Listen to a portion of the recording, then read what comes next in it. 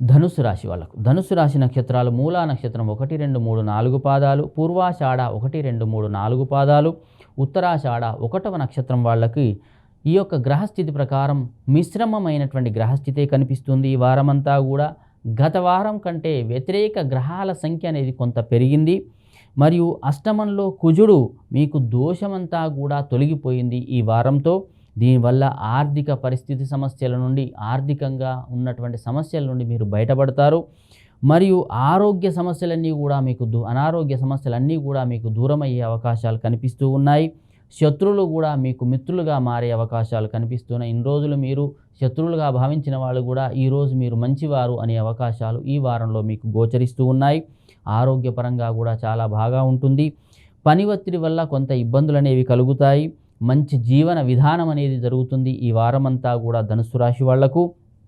కుటుంబ పరంగా కూడా మంచిగానే ఉంటారు. కొంత మిశ్రమంగా ఉన్నా సరే ఎలాంటి పెద్ద గొడవలు అనేవి ఉండవు, సామాన్యంగానే జరుగుతుంది.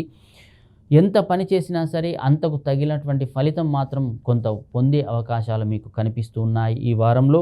మరియు కష్టే ఫలి, మీరు ఎంత కష్టపడితే అంత సహాయం అనేది మీకు లభిస్తుంది ఈ వారమంతా కూడా ధనుస్సు రాశి వాళ్లకు.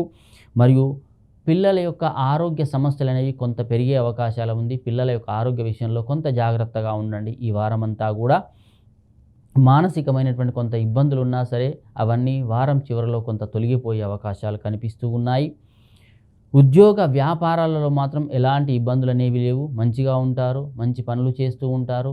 వ్యాపారంలో కానీ వృత్తి ఉద్యోగాలలో కానీ ఎలాంటి ఇబ్బందులు అనేవి లేవు ఈ వారమంతా కూడా. విద్యార్థులు కూడా కష్టపడతారు, వాళ్ళకు తగిన ఫలితం అనేది ఈ వారంలో మీకు లభిస్తూ ఉంది. ఆర్థికంగా కానీ ఆరోగ్యపరంగా ఉన్న సమస్యలన్నీ కూడా కొంత తగ్గిపోయే అవకాశాలు మీకు కనిపిస్తున్నాయి ఈ వారమంతా కూడా.